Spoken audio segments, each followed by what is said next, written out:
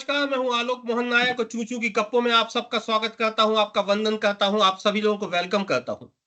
मैंने सुना है कि जब अच्छाई में लोगों को बुराई दिखने लगे या जब बुराई में अच्छाई दिखने लगे, तो एक दुविधा पैदा होती है समाज में और वो दुविधा जन्म देती है विमर्श के लिए, चर्चा के लिए, बहस के लिए, वाद-विवाद के लिए।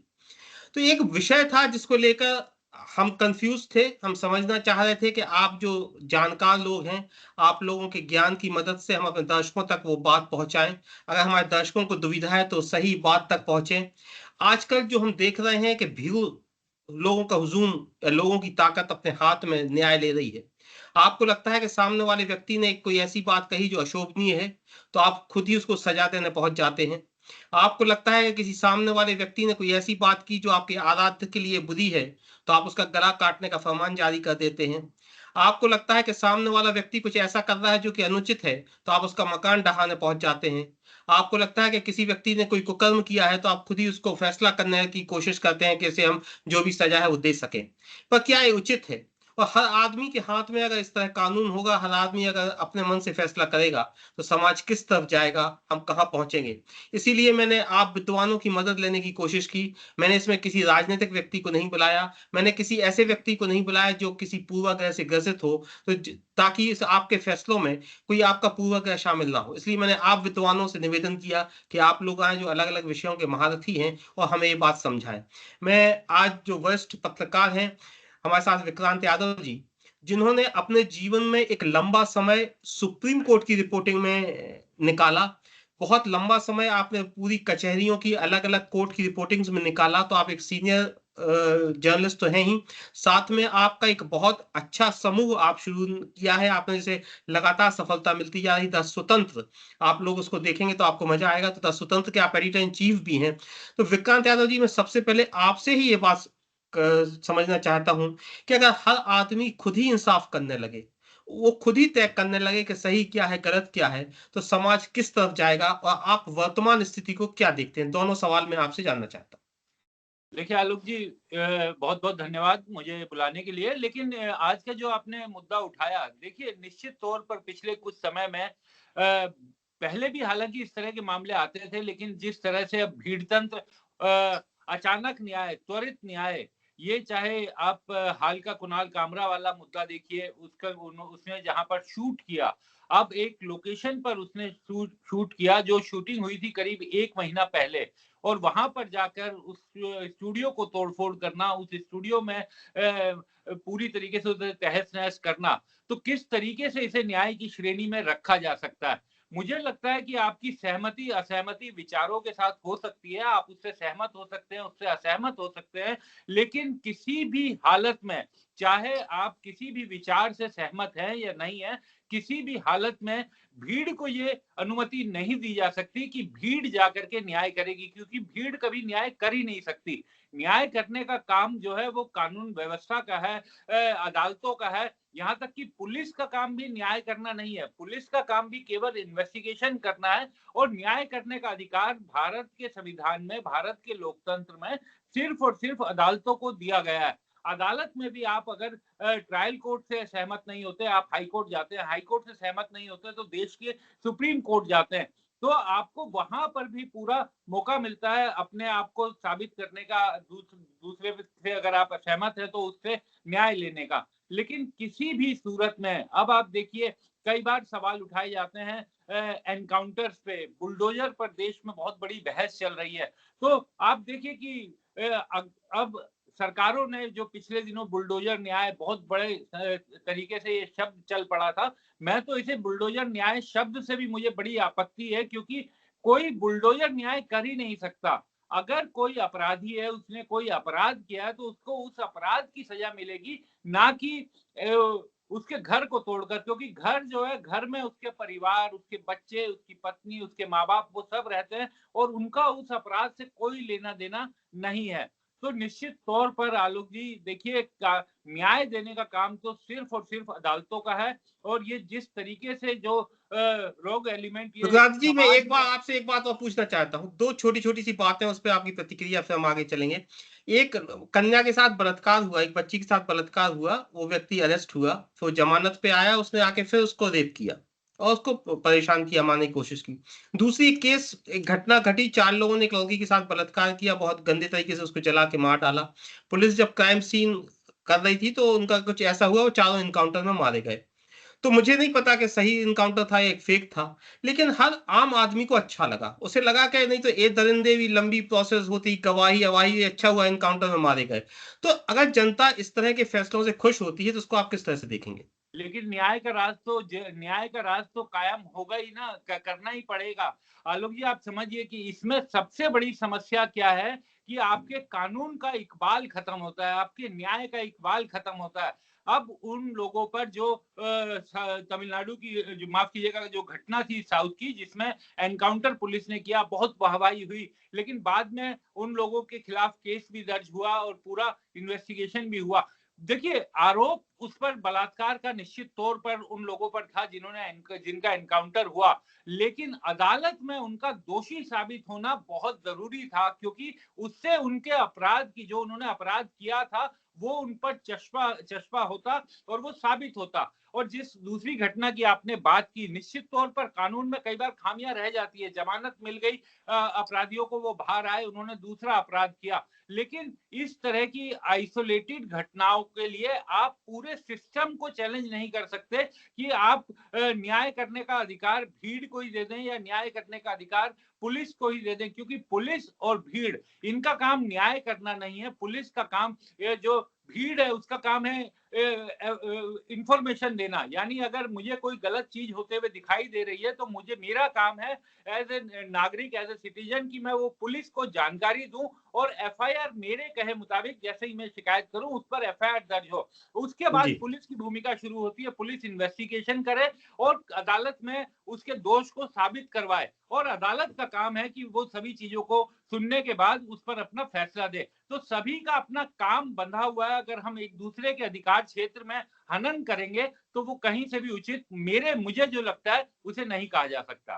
जी, इससे पहले कि मैं विषय के जानकारों के पास, चाहे दीक्षित जी हों या राहुल भाई जी हों, उनके पास जाऊँ, मैं देवदत्त जी के पास और इस बात को थोड़ा-सा आगे ले जाना चाहता हूँ। देवदत्त जी, अगर रास्ते में कोई आदमी कानून अपने हाथ में ले रहा है या इस तरह की घटनाओं से खुश हो रहा है, जो त्वरित न्याय हो रहा है, कहीं बुलडोज़र चलना, कहीं एनकाउंटर होना, कहीं भीड़ के द्वारा किसी का मकान जला दिया जाना, तोड़-फोड़ करना, या रास्ते में आपकी कार किसी से टकराई तो आप खुद ही डंडा लेके न्याय करना लगते हैं, आपको लगता है कौन पुलिस बुलाए, क्या करे? तो इन तमाम चीज़ों से आपको क्या लगता है? मैं आपसे 2 सवाल पूछना चाहता हूँ। क्या आपको देवदत्त जी लगता है कि जनता का एक सिस्टम से विश्वास घट रहा है, वो खुद ही न्याय करना चाहती है? पहले आप इसी बात का जवाब दें, फिर आगे हम सवाल पूछेंगे। देखिए, ये तो क्रिया की प्रतिक्रिया है। वाक़ई में कई मामलों में ऐसा होता है कि पूरी उम्र निकल जाए तब फैसला आए।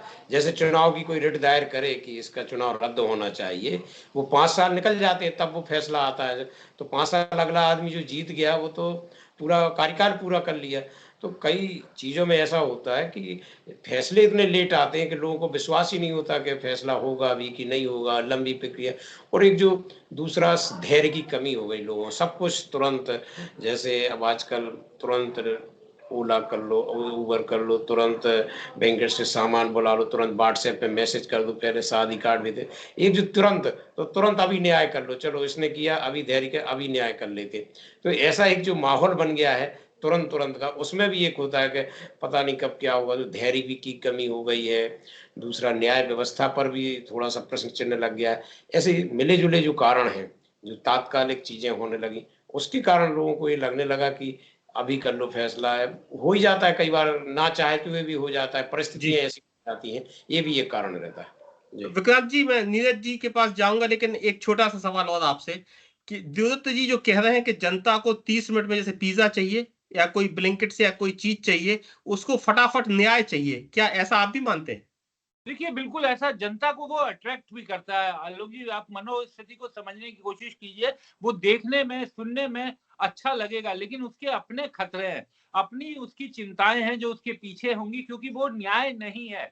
वो, ये जनता को समझना पड़ेगा, लोगों को समझना पड़ेगा। अगर एनकाउंटर में अपराधी का मारा जाना ये न्याय नहीं है, उसका उसका अदालत में दोषी साबित होना वो बहुत जरूरी है, क्योंकि जब तक दोष साबित ना हो तब तक, ये बिल्कुल सही बात है कि ये अदालतों में जो पेंडिंग केस है, आज हमारे देश में अगर हम बात करें तो 5 करोड़ से ज्यादा केसेस पेंडिंग है, और अदालतों का काम रोज बढ़ता जा रहा है, जजेस की वैकेंसीज लगातार खाली है। उत्तर प्रदेश जैसा जो इतना बड़ा देश का सबसे बड़ा हाई कोर्ट है, वहां पर इतनी बड़ी पेंडेंसी है, तो बहुत दिक्कतें हैं, लेकिन वो सिस्टमैटिक दिक्कतें हैं, सिस्टम की दिक्कतें हैं। उसके कारण आप कानून का, न्याय के इकबाल को खत्म नहीं कर सकते। और मुझे लगता है कि जो तुरंत न्याय देने की जो प्रवृत्ति है, ये न्याय नहीं है। तो इसके साथ ये तुरंत न्याय नहीं, तुरंत अन्याय ही शब्द चल सकता है, क्योंकि कोई भी ऐसी चीज जो कानून के जरिए नहीं हुई है, उसे न्याय तो कतई नहीं कहा जा सकता। हमारे साथ सूर्य प्रकाश जी दीक्षित हैं, जो समाज शास्त्र के स्पेशलिस्ट हैं, विशेषज्ञ जानकार हैं सोशियोलॉजी के। नीरज जी, अगर समाज में न्याय की जगह प्रतिक्रिया लेने लगे तो आप क्या इसको विसंगति मानते हैं, और इस तरह को आप कैसे देखते हैं कि समाज किस तरह पनपेगा, समाज में क्या नुकसान होगा? सूर्य प्रकाश दीक्षित जी। सबसे पहले आलोक भाई, आपको और सभी पैनलिस्ट को मेरा नमस्कार।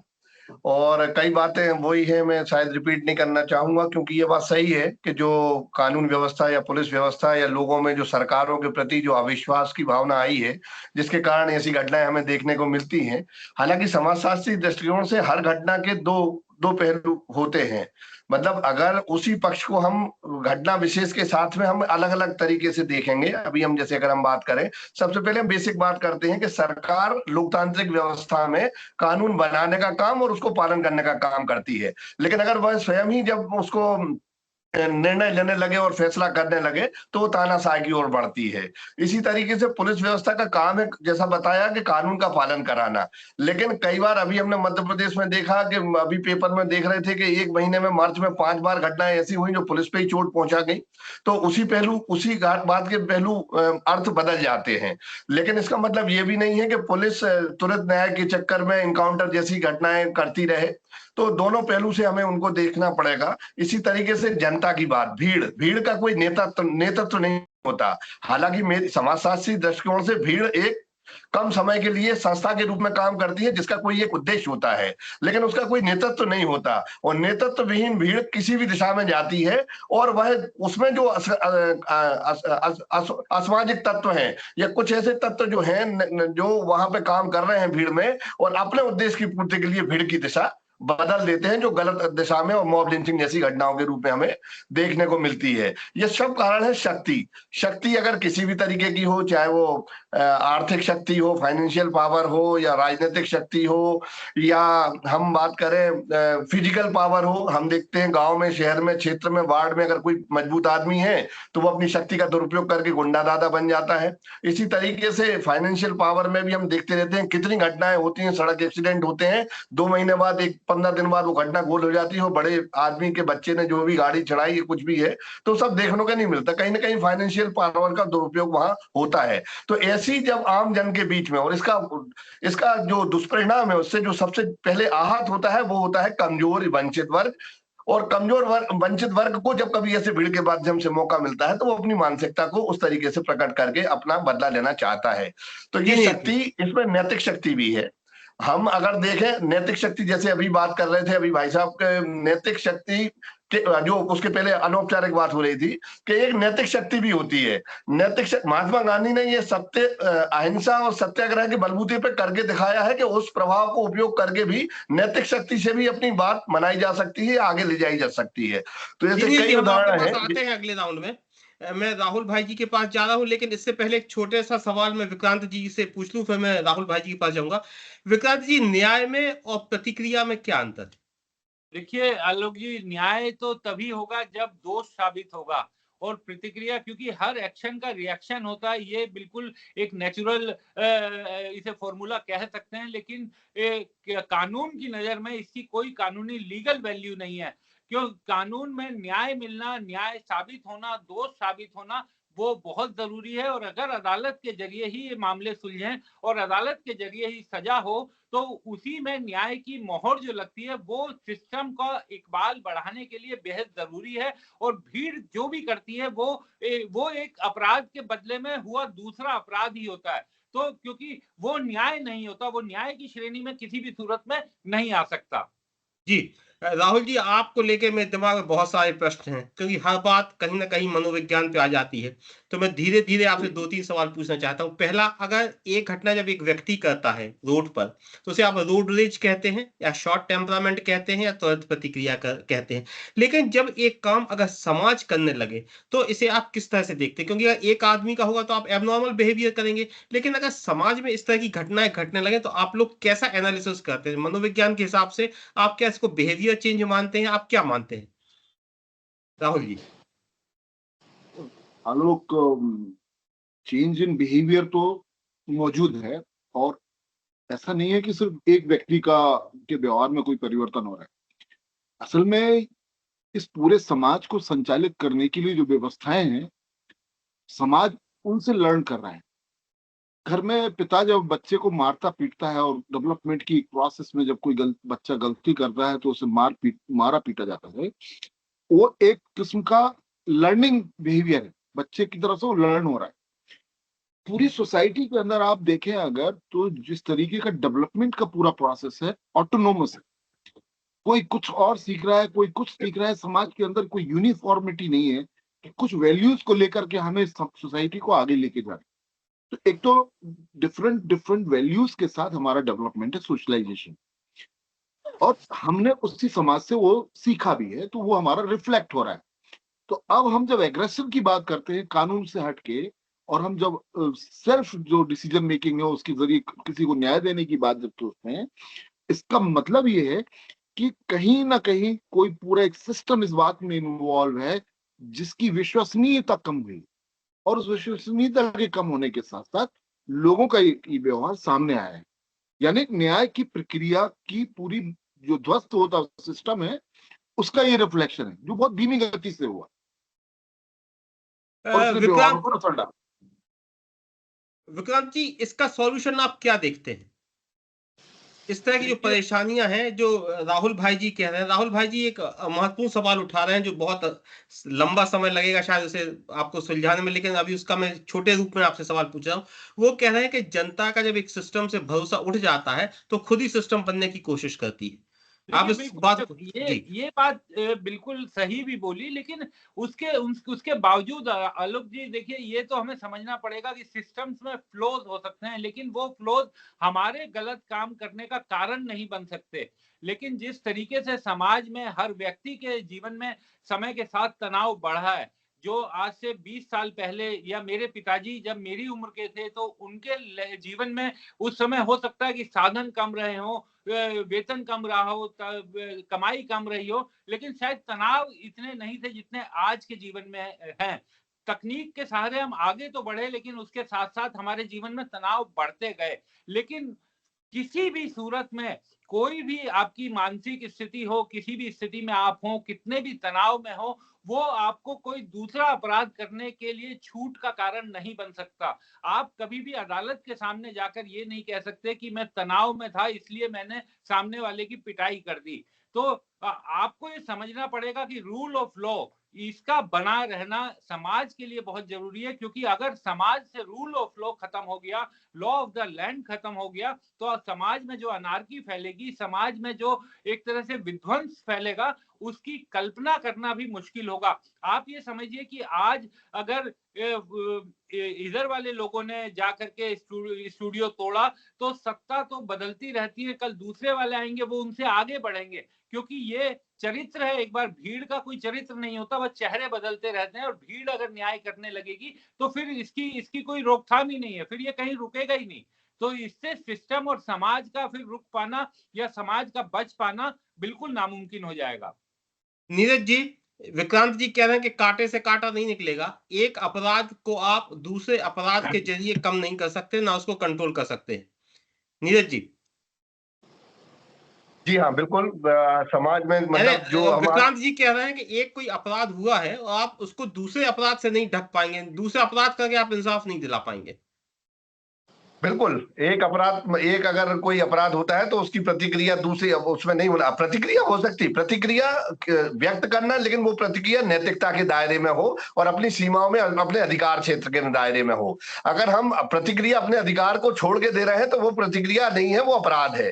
तो इस तरीके को रोकने के लिए ये बहुत आवश्यक है कि आम जनता और लोगों को हम अधिकारों और कानूनों की न केवल जानकारी दें, बल्कि जो कानूनी व्यवस्था या जो अंग है सरकार के, चाहे पुलिस हो, चाहे न्यायपालिका हो, चाहे सरकार खुद हो, तो वो इतना विश्वास पैदा करें कि हम अगर इस तरीके की जो लचीली व्यवस्था है उसको हम सख्त करें, कम्युनिटी पुलिसिंग के नाम पे उसको हम और सशक्त और प्रभावी बनाएं, ताकि लोगों का विश्वास बने, ताकि लोग उन पे जाएं अपनी आवाज लेके, क्योंकि उनको भरोसा हो कि हमें यहाँ से न्याय मिलेगा। प्रतिक्रिया होना चाहिए, लेकिन प्रतिक्रिया नकारात्मक ना हो और आपराधिक ना हो। प्रतिक्रिया हम हर व्यक्ति की, कोई भी घटना घटती है तो उसकी प्रतिक्रिया होती है, और उसका ढंग हम पत्रकारिता के माध्यम से, नैतिकता के माध्यम से, और हमने जैसा पहले भी कहा कि असहयोग आंदोलन जैसी ये भी एक प्रतिक्रिया थी जो महात्मा गांधी ने करके दिखाई है। तो प्रतिक्रियाएं होना चाहिए, होती ही हैं, लेकिन वो समाज के दायरे में हो, ताकि जिसमें असुरक्षा और अस्थिरता समाज में और ना बढ़े, क्योंकि ये बढ़ने का कारण है लोगों को न्याय नहीं मिल रहा है, लोगों का विश्वास भरोसा उठ रहा है, चाहे वो कानून व्यवस्था हो, चाहे पुलिस व्यवस्था हो, चाहे सरकार जो अपने एक बार प्रभाव में आने के बाद जो कर रही है। तो मुझे लगता है कि जो एक कहावत है, जाकी लाठी ताकी भैंस, ऐसा इस तरीके से एक नॉन वैल्यूज हम कह सकते हैं जो प्रचलन में है, एनआरकी हो जाएगी, फिर तानाशाही हो जाएगी। नहीं, तो ये आज का कटु सत्य जरूर है, लेकिन ये सच्चाई नहीं है, इसको हम स्वीकार नहीं कर सकते।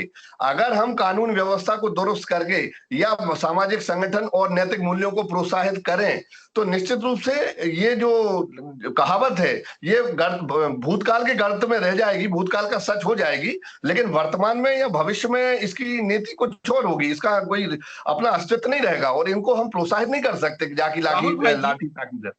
जो रिएक्शन की बात है उसमें दो चीजें चाहिए, एक तो आप में पेशेंस हो, एक मैच्योरिटी हो, और प्लस आपके जो पावर्स हैं उनके प्रति आपका एक एजुकेशन हो, एजुकेट आदमी हो। लेकिन ये तमाम सारी चीजें आपको लग रहा है कि समाज में आप कैसे लोगों तक पहुंचाएंगे, हर आदमी को आप कैसे एजुकेट करेंगे, हर आदमी को आप कैसे मैच्योर करेंगे, हर आदमी को कैसे आप इतना नैतिक बनाएंगे कि वो, ए भाई किसी का कांच मत फोड़, गलती किसी और की है, किसी को मत वो करो।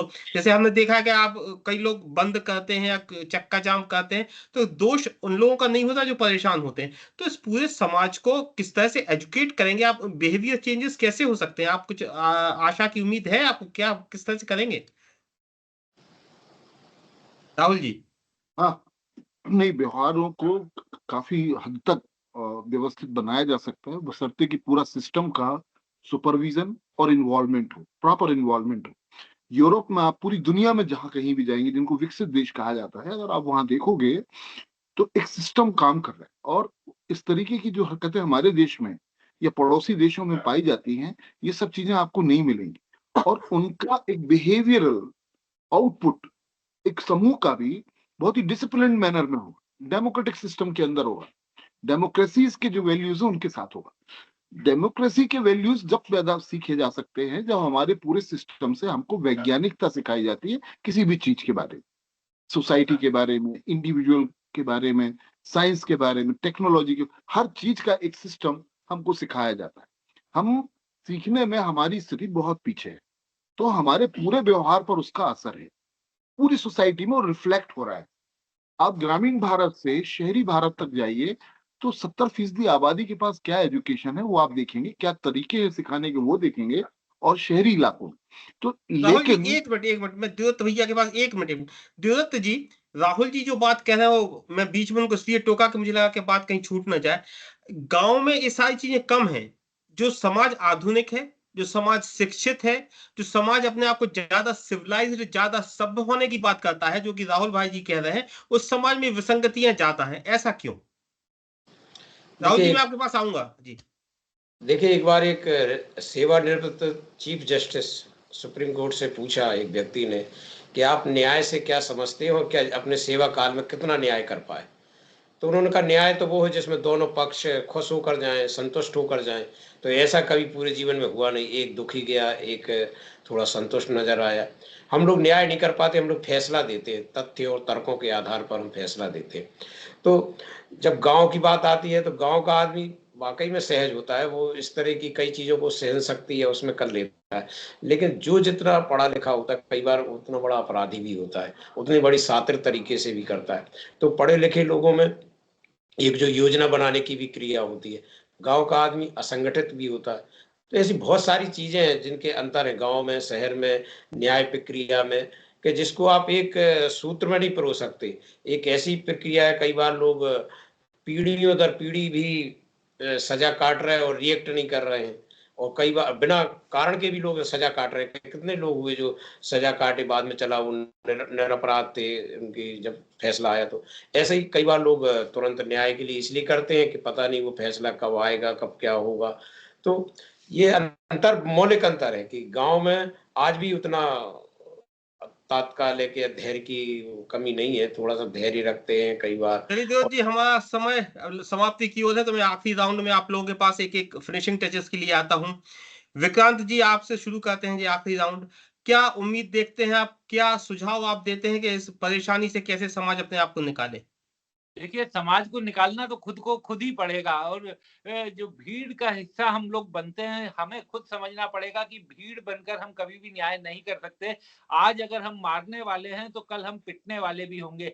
ये अगर हमेशा हमारे ध्यान में रहे, और कानून का पालन, आप ये छोटी सी चीज समझिए ना, सिस्टम को ठीक करना क्यों जरूरी है। आलोक जी, हम मेट्रो में चढ़ते हैं तो वहां पर पान और तंबाकू गुटखा खाते हुए लोग नहीं दिखाई देते, मेट्रो में थूकते हुए नहीं दिखाई देते, लेकिन जब ट्रेन में हम अपनी सामान्य ट्रेन में चलते हैं तो वहां पर थूकते हैं। तो क्योंकि मेट्रो में शुरुआत से एक सिस्टम बनाया, और उस सिस्टम का धीरे धीरे लोगों के जहन में वो बैठ गया कि यहाँ का ये सिस्टम है, इसका पालन करना पड़ेगा। रेल में वो सिस्टम नहीं बन पाया तो आज भी लोग उसमें उसी तरीके से थूकते हैं, गंदा करते हैं। तो सिस्टम, सरकारों को, समाज के बड़े नैतिक पहरेदारों को इनको सिस्टम बनाना पड़ेगा, सरकारों को बनाना पड़ेगा, न्यायपालिका को बनाना पड़ेगा, और उसी के बाद जो भीड़ है, जो जनता है, उसको आप सिस्टमेटिक तरीके से नियमों के तहत चलने का सुझाव दे सकते हैं।